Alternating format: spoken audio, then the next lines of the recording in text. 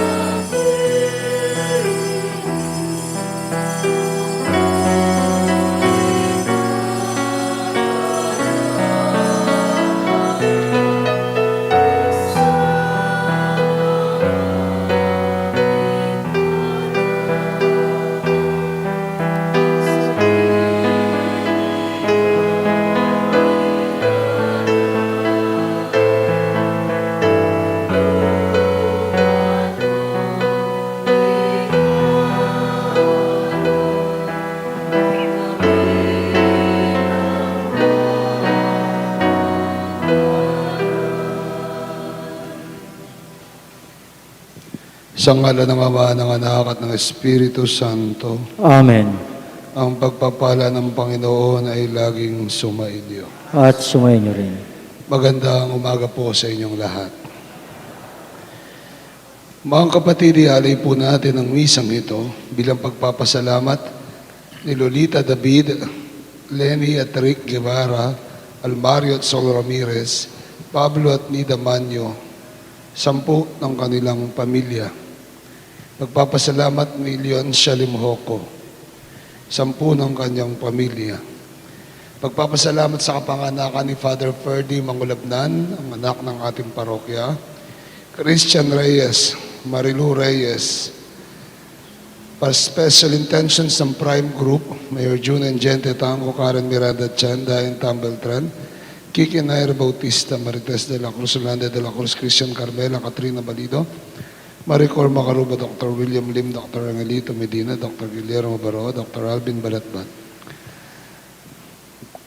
Dr. Carlo Tanta, Erica Medina, Remros Maglangke, Roxette Kabigting Bondok, Sister Daisy Diaz, Kabigting Sisters of Cyprus, California, Ningning Navarro, Cora Monet, Lalene Clec, at Pogi Marisa at po Raul Limhoco, para sa lubusang kagalingan.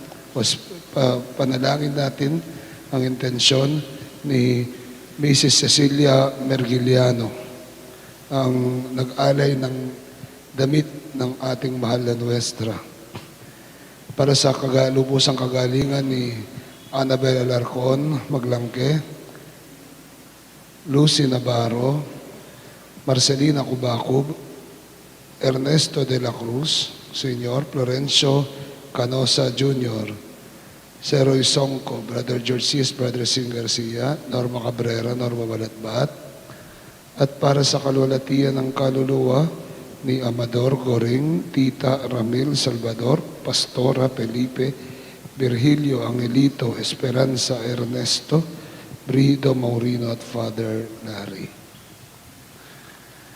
Mga kapatid, para po tayo maging marapat na humarap sa banal na piging ating pagnilayan, pagsisihan ng ating mga nagawang pagkakasala sa Diyos at sa ating kapwa. Kyrie eleison, Kyrie eleison. Christe eleison, Christe eleison. Kyrie eleison. Kyrie eleison. Kawan tayo ng makapangyarihang Diyos, patawarin tayo sa ating mga kasalanan, patnubayan po tayo sa buhay na walang hanggan. Amen. Manalangin tayo. Ama naming makapangyarihan, iniutos mong pakinggan namin ang minamahal mong anak na iyong kinalulugdan. Kami naway makapakinabang sa iyong salita upang sa pagdalisay nito sa aming kalooban, kami lumigaya sa pagkakita sa iyong liwanag sa pamagitan sa Kristo kasama ng Espiritu Santo. Diyos, magpasawalang hanggan. Amen.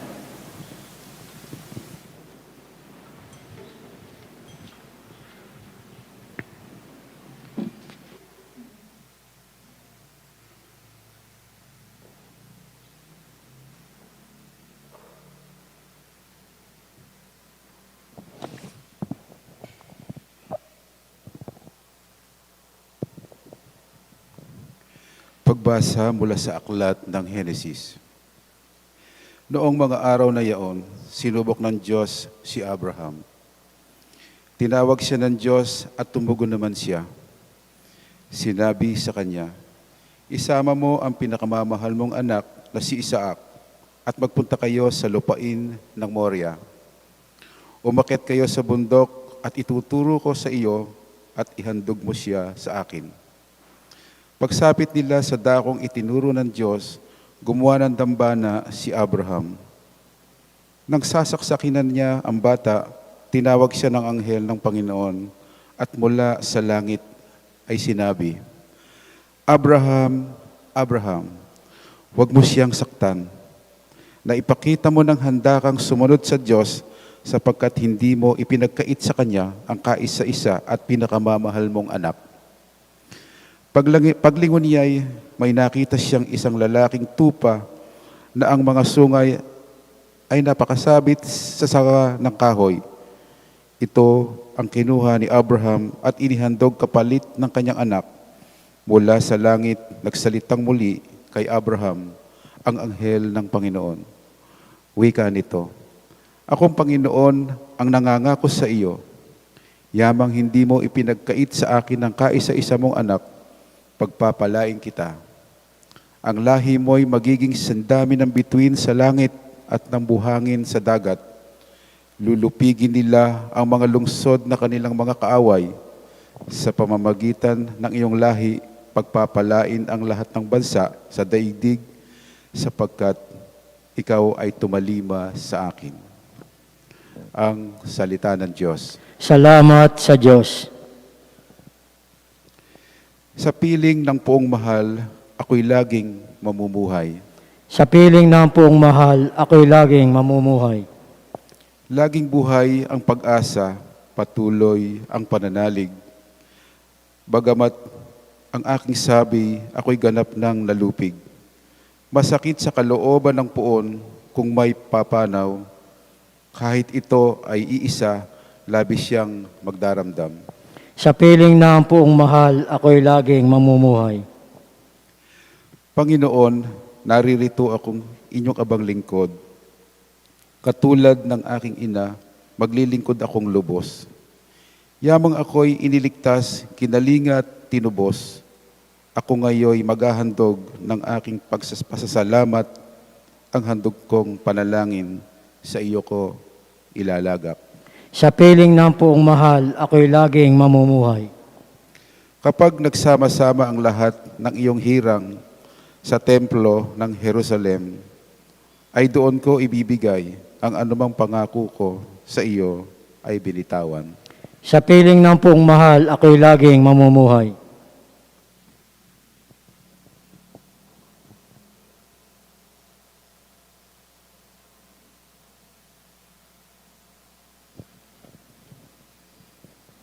Pagbasa mula sa sulat ni Apostol San Pablo sa mga taga-Roma. Mga kapatid, kung ang Diyos ay para sa atin, sino ang laban sa atin? Hindi niya ipinagkait ang sarili niyang anak, kundi ibinigay para sa ating lahat.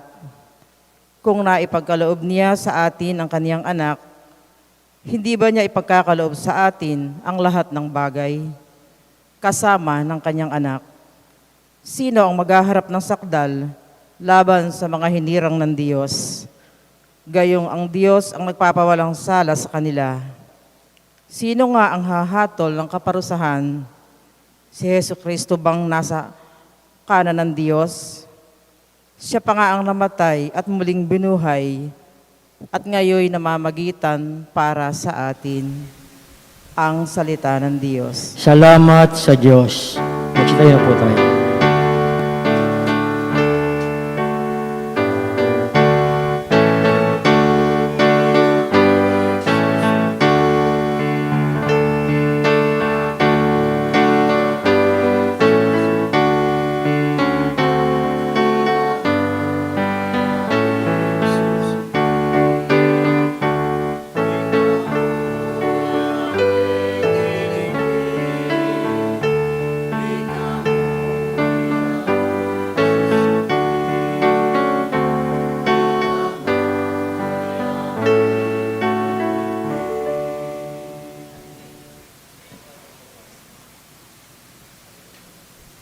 Sumayin niyo ang Panginoon. At sumayin niyo rin. Ang mabuting balita ng Panginoon ayon kay San Marcos. Papuri sa iyo, Panginoon. Noong panahon iyon, umakyat si Jesus sa isang mataas na bundok. Wala siyang isinama kundi si Pedro, sina Pedro, Santiago at Juan. Samantalang sila'y naroon, nakita nilang nagbagong anyo si Jesus. Nagningning ang kanyang kasuotan na naging puting-puti, ano ba't walang sino mang makapagpapaputi ng gayon. At nakita ng tatlong alagad si Moises at Elias na nakikipag-usap kay Jesus. Sinabi ni Pedro kay Jesus, Guro, mabuti pa'y dumito na tayo. Gagawa po kaming 3 kubol, Isa pa sa inyo, isa kay Moises at isa kay Elias. Hindi nalalaman ni Pedro ang kanyang sinasabi sapagkat masyado na ang takot niya at ng kanyang mga kasama. At nililiman sila ng isang alapaap mula rito'y may tinig na nagsabi, ito ang minamahal kong anak, pakinggan ninyo siya. Pagdakay tumingin ang mga alagad sa paligid nila at nakitang wala na silang kasama roon, kundi si Jesus.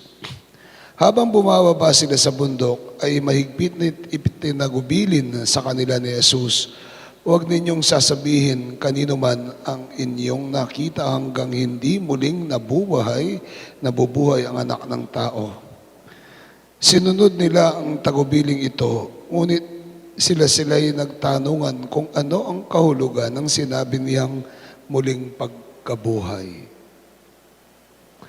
Mga kapatid, ang mabuting balita ng ating Panginoon. Pinupuri ka namin, Panginoong Hesukristo. Magandang umaga po sa inyong lahat. Pakigreet niyo po yung katabi niyo na good morning. Pakitingin niyo pong mabuting katabi niyo. Maganda po ba yan? O magandang lalaki po ba yan? Kilala niyo po ba yung katabi niyo? Nakita niyo po ba siya 10 years ago? Nakita niyo na po ba siya 10 years ago, yung katabi niyo? O 20 years ago, nakita niyo na po ba siya?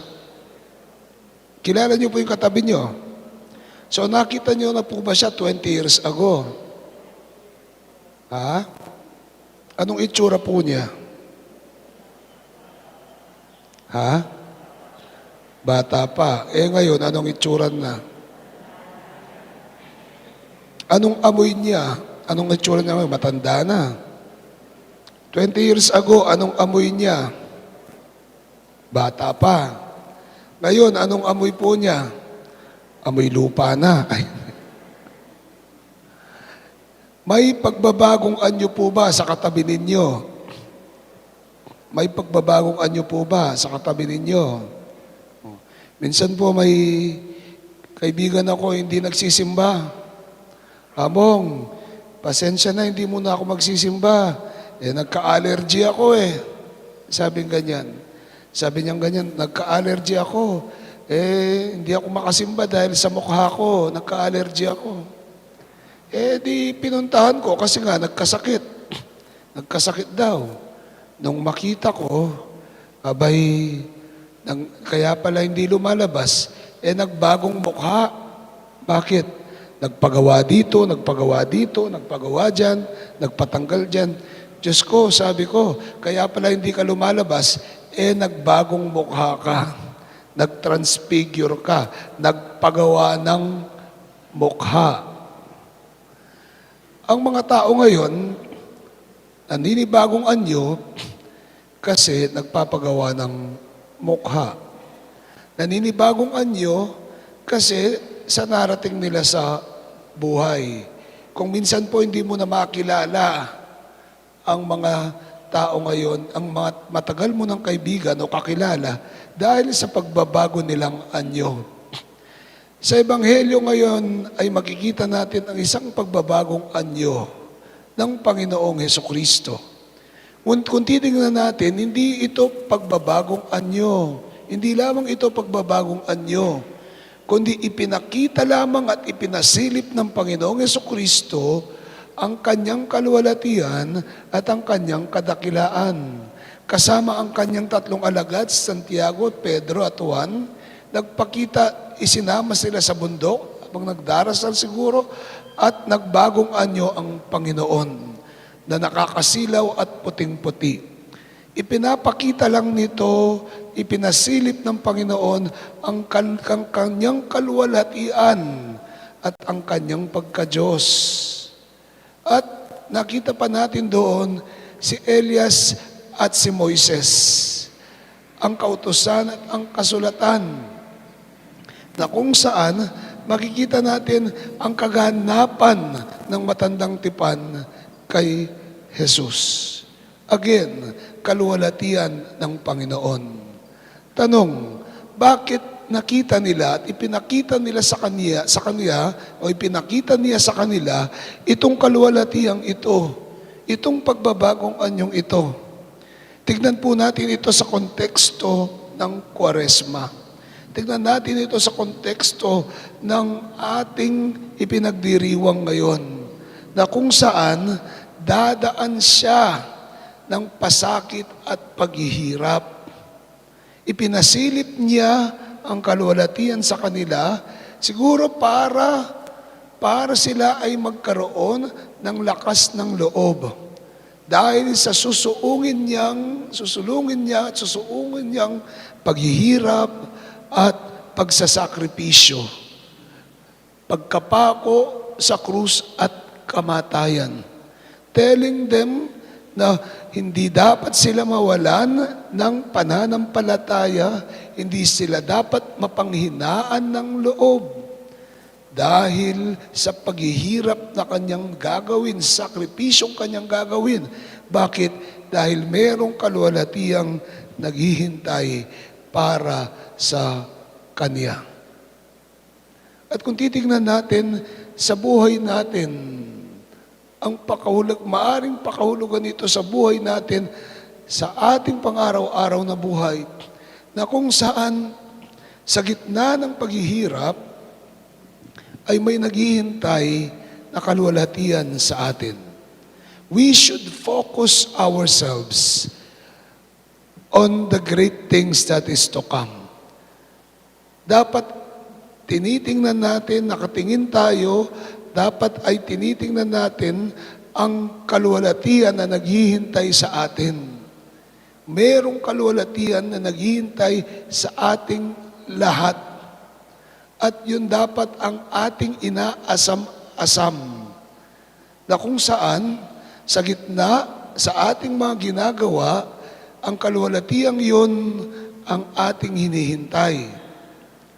Nung nag-aaral po tayo, di po ba, nung nag-aaral tayo, kapag merong graduation, inihintay natin yung graduation.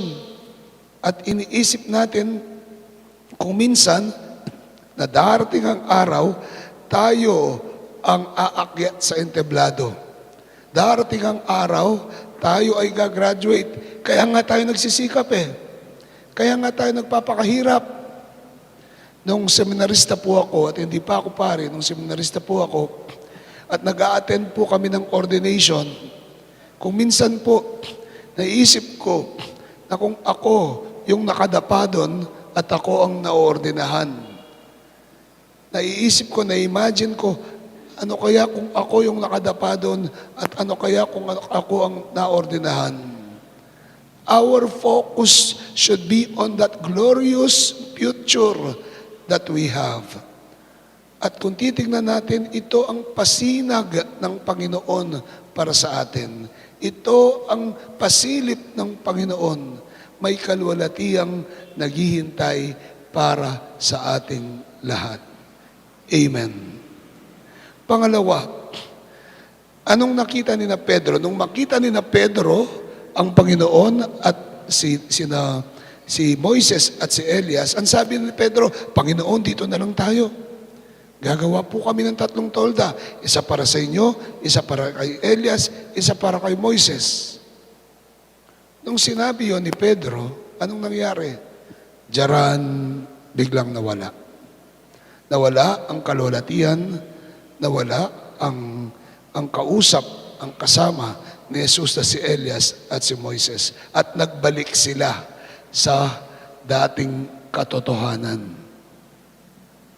Kung minsan po, para natin makamit ang kaluwalhatian ng inaharap, dapat maging nakatapak tayo sa katotohanan.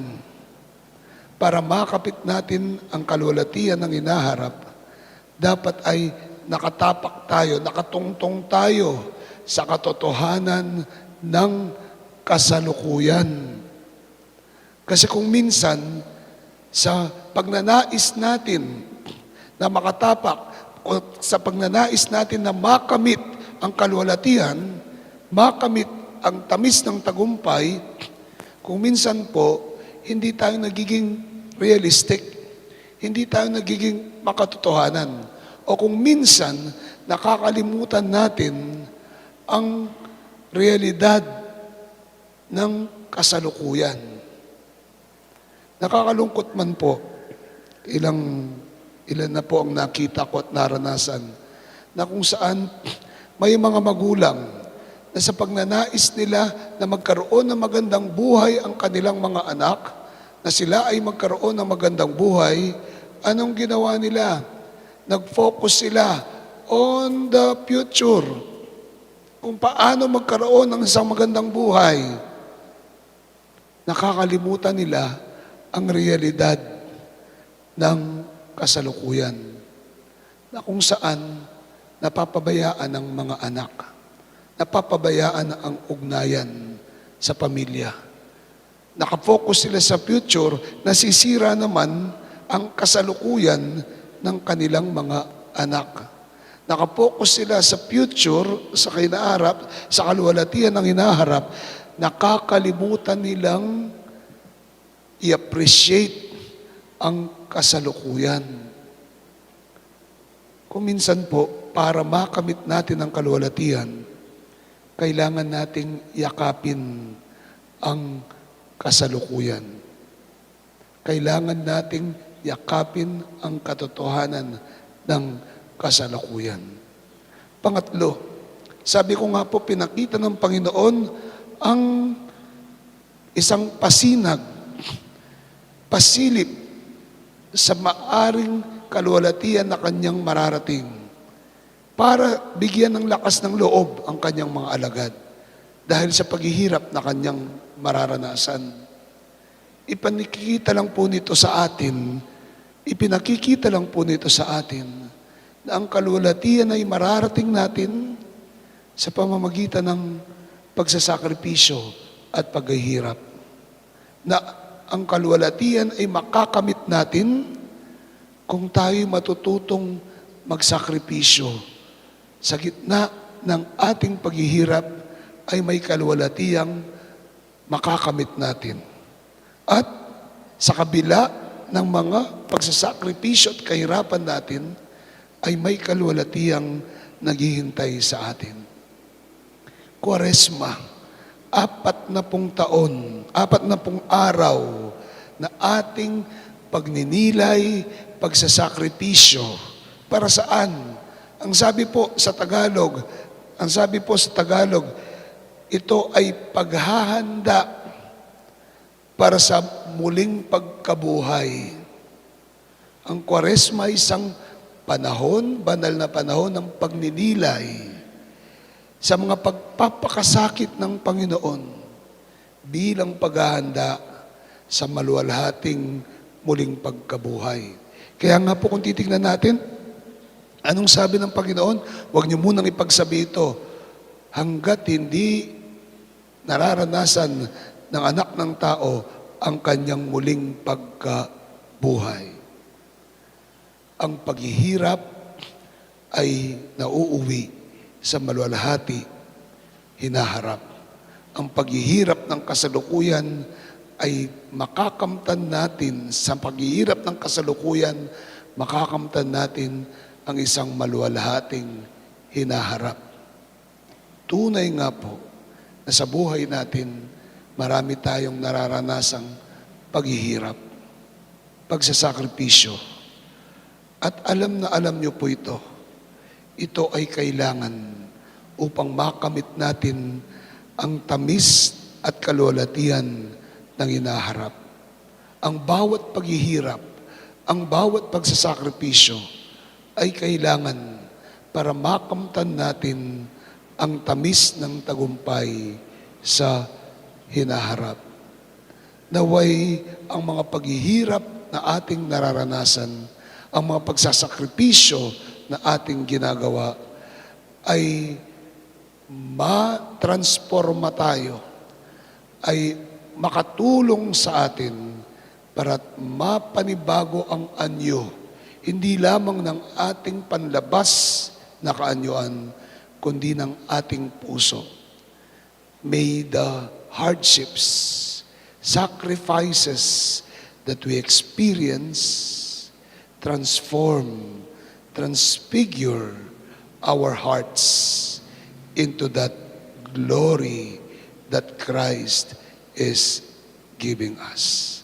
May our hardships, ang mga pagpapakasakit, pagsasakripisyo sa buhay natin, ang humulma at magtransforma ng ating mga puso sa puso ng ating Panginoong Hesukristo. Amen. Amen. Sumasampalataya ako sa Diyos amang makapangyarihan sa lahat. Na may gawa ng langit at lupa. Sumasampalataya ako kay Kristo, iisang anak ng Diyos, Panginoon natin lahat. Nagkatawang tao siya lalang na Espiritu Santo, pinanganak ni Santa Mariang Birhen, pinagpakasakit ni Poncio Pilato, pinako sa krus na matay at nilibing, nanaog sa kinaroroonan ng mga yumao. Nang may 3 araw na buhay na mag-uli, umakyat sa langit, naluluklok sa kanan ng Diyos amang makapangyarihan sa lahat. Doon magmumula at paririto at hukom sa nangabubuhay at nangamatay na tao. Sumasampalataya ako sa Diyos, Espiritu Santo, sa banal na simbahang katolika, sa kasamahan ng mga banal, sa kapatawaran ng mga kasalanan, sa pagkabuhay na muli ng mga namatay na tao at sa buhay na walang hanggan. Amen.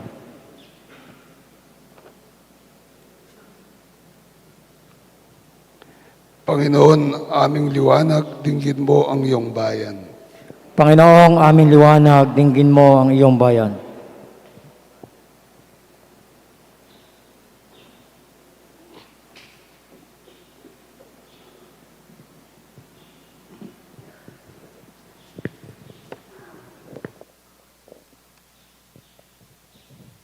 Sa kabila ng laganap ng materialismo, patuloy nawang ipahayag ni Papa Francisco na mga obispo, diakono, pare, mga relihiyoso at relihiyosa ang kahalagahan ng simpleng pamumuhay at pagtulong sa mga mahihirap.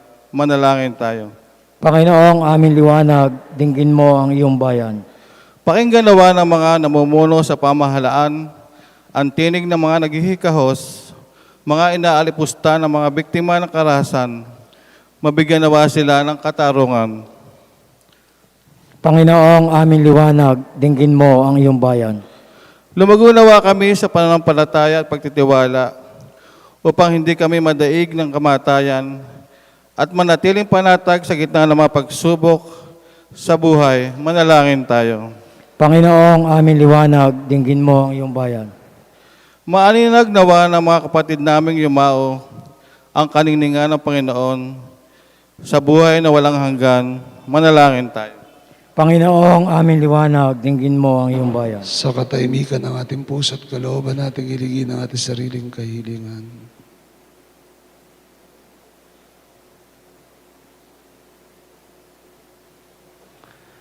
Panginoon, nandirito po ang aming mga panalangin ng kahilingan ng aming mga puso. Naway sa pamagitan ng mga ito, mapaspos kami ng inyong biyaya at pagpapala ay tunay na magbagong anyo sa anyo ng aming Panginoon.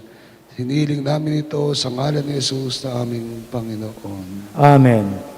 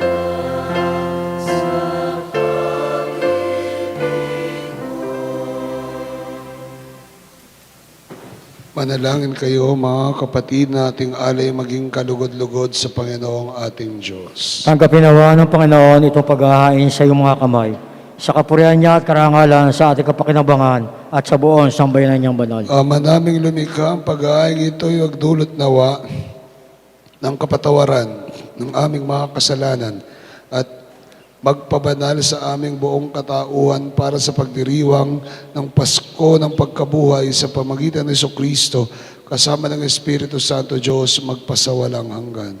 Amen. Sumainyo ang Panginoon. At sumayin niyo rin. Itaasin niyo yung puso't diwa. Tinaas na namin sa Pasalamatan Panginoon. natin ang Panginoong ating Diyos. Marapat na siya ipasalamatan. Ama naming makapangyarihan, tunay ang marapat na ikay aming pasalamatan sa pamagitan ng Jesucristo ng aming Panginoon. Nang maipagtapat niya sa mga alagad na siya'y laang mamatay para sa lahat, sa kanila'y kanyang ipinamalas ang kanyang sariling puspos ng liwanag.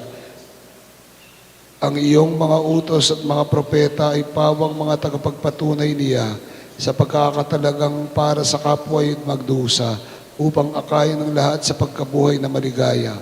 Kaya kaysa na mga nagsisiawit ng papuri sa iyo ng walumpay sa kalangitan, kami nagbubunyi sa iyong kadakilaan.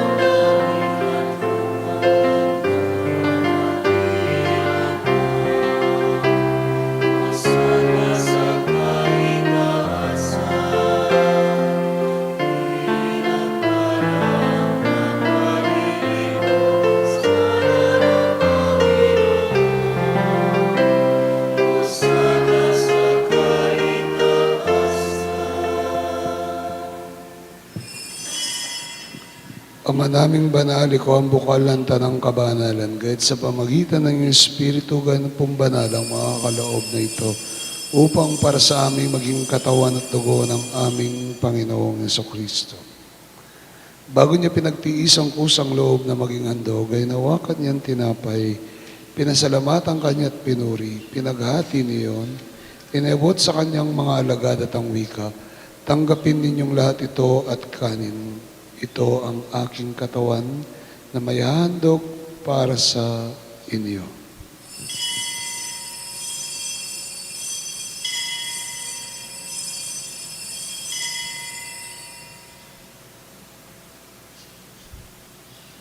Gayun din naman matapos ang apuna, inawakan niyang kalis, muli kanyang pinasalamatan. Inabot yon sa kanyang mga alagad at ang wika, tanggapin niyong lahat ito at inumin. Ito ang kalis ng aking dugo. Dugo ng bago at walang hanggang tipan. Ibubuhos para sa inyo at para sa tanan. Para sa pagpapatawad ng mga kasalanan. Gawin niyong lahat ito bilang pag-alaala sa akin.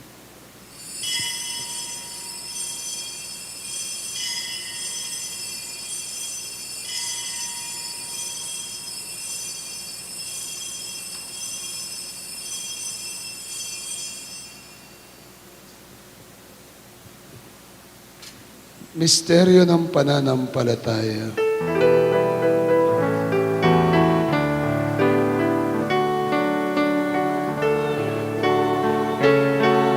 Noon namin pinahayag ang muli mong pagkabuhay ay pinagdiriwang hanggang sa iyong pagbabalik. Ama, ginagawa namin ngayon pag-alaala sa pagkamatay at muling pagkabuhay ng iyong anak. Kaya tinaalay namin sa iyo ang tinapay na nagbibigay buhay at ang kalis ng kakaloob ng kaligtasan. Kami nagpapasalamat dahil kami yung minarapat tumayo sa harap mo para maglingkod sa iyo. Kami magsalo-salo sa katawan at dugo ni Kristo ay mabuklod sa pagkakaisa sa pamagitan ng Espiritu Santo. Ama, lingapin mo ang simbahang laganap sa buong daigdig at pasusin mo po kami sa pag-ibig. Kay San Francisco na aming Papa, ni Florentino na aming Arsobispo, ni Aposeto naming Obispo Emerito ng Tanang Kaparihan at ng lahat ng mga anak mong tinipon mo ngayon sa harapan ng iyong piging. Alalahanin mo rin ang aming mga kapatid na nahimlay na may pag-asang sila'y muling mabubuhay, gayon din naman ang lahat ng mga pumanaw. Kaawaan mo sila at patuloyin sa iyong kaliwanagan. Kaawaan at pagindapatin kaming lahat na makasalo sa iyong buhay na walang wakas. Kaysa ng mahal na Birheng Maria, Ina ng Diyos, kaysa ni San Jose, ang kanyang esposo, kaysa ng mga apostol at ng tanang mga banal na muhay dito sa daigdig ng kalugod-lugod sa iyo, may pagdiwang nawa na ang pagpupuri sa ikararangal mo sa pamagitan ng iyong anak na aming Panginoong Hesukristo. Sa pamamagitan ni Kristo, kasama niya at sa Kanya ang lahat ng parangal at papuri sa iyo, Diyos, amang makapangyarihan sa lahat kasama ng Espiritu Santo, magpa sa walang hanggan. Amen. Bilang isang pamilya, tayo'y dumulog sa Ama nating nasa langit.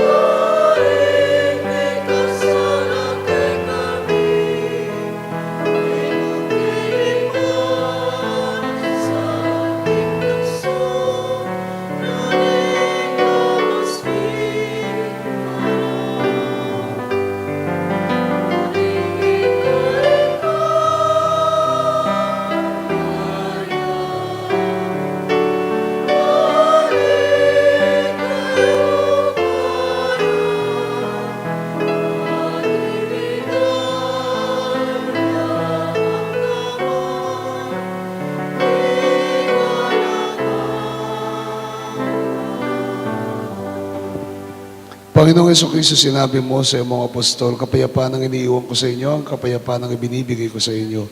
Tungayan mo kayong pananampalataya at kayong pagkakasala, pagkalooban mo ka ng kapayapaan, pagkakaisa ayon sa iyong kalooban, kasama ng Espiritu Santo magpasawalang hanggan.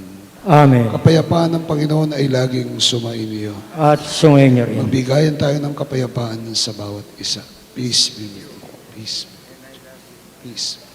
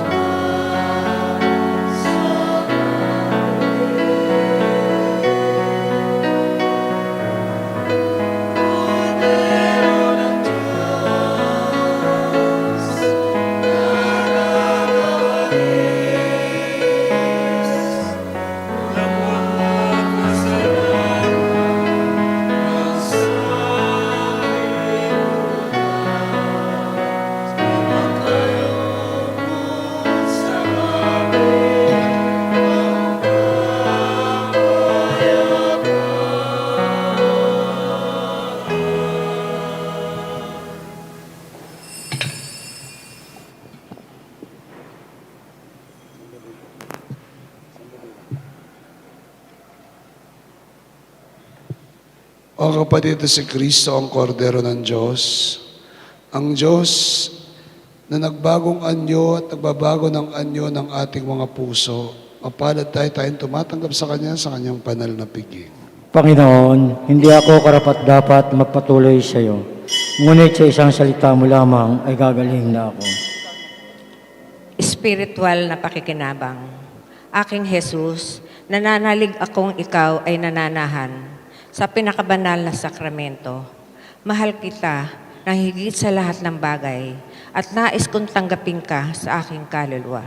Subalit sa sandaling ito, hindi kita matatanggap sa banal na komunyon.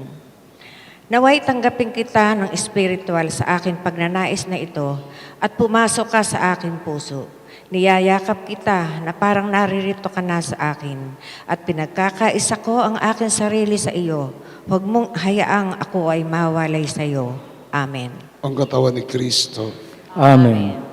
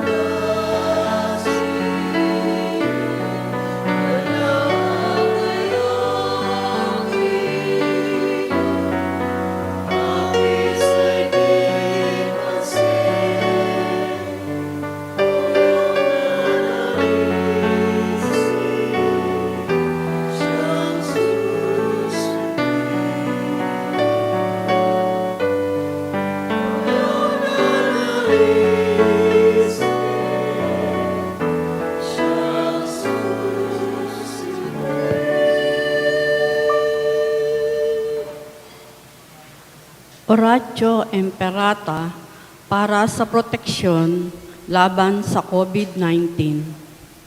Mahabagin at mapagmahal na Ama, nagsusumamo po kami sa iyo upang hilingin ang iyong patnubay laban sa COVID-19 na nagpapahirap sa marami at kumitil na ng mga buhay.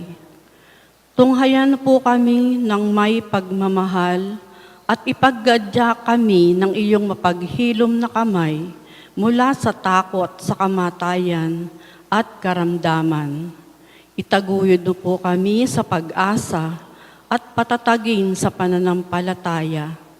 Gabayan mo po ang mga dalubhasang na atasan na tumuklas ng mga lunas at paraan upang ihinto ang paglaganap nito. Nagpapasalamat kami sa mga bakunang naisulong sa patnubay ng iyong mga kamay. Pagpalain po ang aming mga pagsisikap na mawakasan ng mga bakuna ang pandemya sa aming bayan. Patnubayan po ang mga lumilingap sa may sakit upang ang kanilang pagkalinga ay malaki pa ng husay at malasakit. Pagkalooban po sila ng kalusugan sa isip at katawan, katatagan sa kanilang paninindigang maglingkod at ipagsanggalang sa karamdaman. Itinataas namin ang mga nagdurusa, makamtanawa nila ang mabuting kalusugan. Lingapin mo rin po ang mga kumakalinga sa kanila, pagkamitin po ng kapayapaang walang hanggan ang mga pumanaw na. Pagkalooban na po kami ng biyaya na magtulong-tulong tungo sa ikabubuti ng lahat. Pukawin po sa amin ang pagmamalasakit sa mga nangangailangan. Sa pagdamay at malasakit namin sa bawat isa, malampasan nawa namin ang krisis na ito at lumago sa kabanalan at pagbabalik loob sa iyo. Hinihiling namin ito sa pamamagitan ni Jesucristo na nabubuhay at naghaharing kasama mo at ng Espiritu Santo, iisang Diyos, magpasawalang hanggan. Amen. Dumudulog po kami sa iyong patnubay, mahal na Ina ng Diyos. Pakinggan mo po ang aming mga kahilingan sa aming pangangailangan at ipag-adya mo po kami sa lahat ng kasamaan. Maluwalhati at pinagpalang Birhen. Amen. San Rafael Arcangel, Panalangin mo kami. San Roque, Panalangin mo kami. San Lorenzo Ruiz, Panalangin po kami. San Pedro Calungsod, Panalangin po kami. San Padre Pio ng Pietrelcina, Panalangin mo po kami. San Juan Pablo II, Panalangin po Santa kami. Madre Teresa, Panalangin po kami. San Serapion, Panalangin po kami. San Pedro Nolasco, Panalangin mo po kami. San Jose, Panalangin po kami. Ina namin at Pintakasi, Nuestra Señora de la Merced, Panalangin po kami. Manalangin tayo.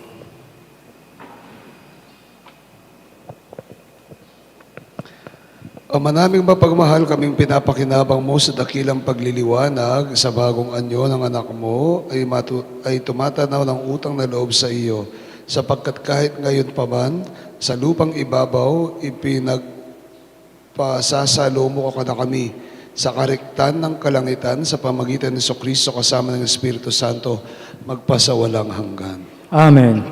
Magsiupo muna po kayo.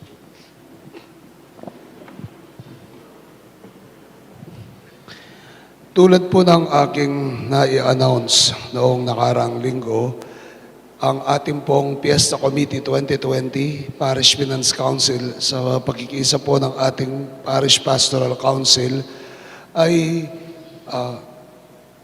nagtalaga ng isang proyekto para po sa pagdiriwang ng ika-500 taon ng pananampalatayang Kristyanismo sa ating bansa. Jubilee, the 500 years of Christian faith. At nataon po ito, itataon sa Jubilee, pagdiriwang ng Jubilee of the Parish sa April 26. Magtatayo po tayo ng isang landmark o tila monumento parangal sa Nuestra Señora de la Merced na tatawagin nating Nuestra sa Pinak o Birhen sa Pinak. Ito po ay regalo ng ating parokya at rekwerdo o alala ng ating parokya sa ika-500 taon ng ating pananampalataya. Ito po ang design niya, architect's perspective po. Yan po ay itatayo sa lupain na ibinigay po at pinagkaloob ng mag-asawang Berlin at Lisa David. Sa paligi po, sa Pinak. Medyo malalim po yung lugar at tinatambakan po natin. Kasalukuyan pong tinatambakan ito. Araw-araw binibisita po natin para makita po natin yung development doon sa Pinak. Ang itatambak po ay aabot kumulang na 100 truck. Ang kabuuang gastos po, estimated na gastos sa structure ay aabot po ng 1.5 to 2 million pesos. Ang Parish Finance Council po bilang Fiesta Committee 2020 ay may nakalaang natitirang almost 900,000 po sa kanilang pondo. Hiniling ko po sa kanila na i-earmark ang 700,000 para sa proyektong ito. Ang natitira po ay pagtutulong-tulungan po natin. Kaya hinihiling ko po ang inyong tulong at regalo po, alaala natin para sa 500 years ng ating mismong pananampalatayang Kristiyano. Regalo po ng ating parokya dito sa Bahay Pari para sa buong bansa, para sa pagdiriwang ng 500 years ng ating pananampalatayang Kristyanismo. Sa kasalukuyan po, ang sabi ko nga ay nagtatambak po sila at ang mga 100 truck po ang itatambak. Abot kumulang na 100 truck, 50 to 100 trucks po ang itatambak. Ang bawat truck po at cost na ibinigay lang po sa atin ay 5,500 bawat truck. May mga kapatid po tayo, kaparokya, na nagkusang magbigay ng tag-1 truck, 2 truck na pantambak. Yung halaga ng 1 truck o 2 truck na pantambak. So, inihiling ko po sa inyo na tumulong po tayo. At ang mga pangalan po, meron po tayo doon para sa mga alaala, para sa mga yumao na ilalagay po sa likod ng mismong imahe o pedestal ng ating mahal na ina. Ang imahe po ay nagkakahalaga ng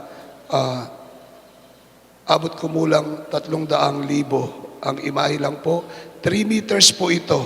Ngunit ito po ay ibinigay ng ating kaibigan. Meron na po tayong magbibigay ng imahe na abot kumulang 300,000. 3 meters po ang taas ng imahe, pwera pa po yung pedestal.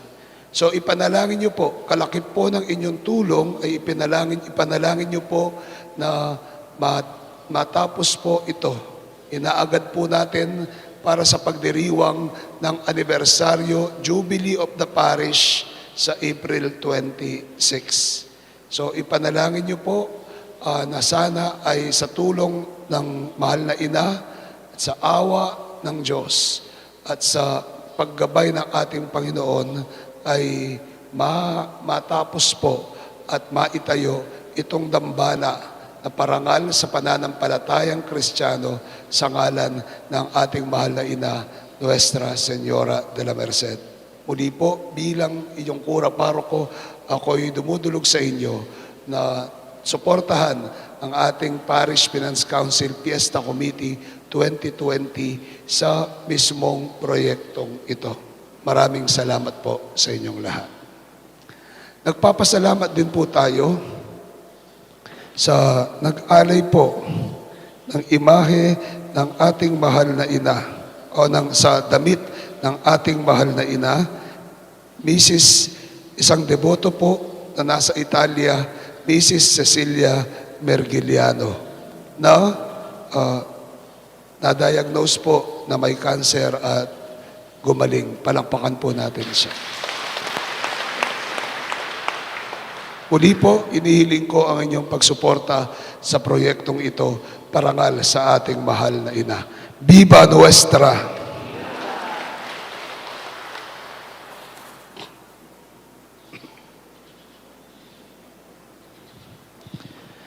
Sumainyo ang Panginoon. At sumayin niyo rin. Pagpalain kayo ng makapangyarihang Diyos at inyong mga pamilya, Ama, Anak, at ng Espiritu Santo. Amen. Ang misa natin na ialay na, humayo kayo, taglay ang biyaya ng pagpapakasakit ng ating Panginoon. Salamat sa Diyos. Magandang umaga po sa inyong lahat. Have a blessed Sunday and God bless you.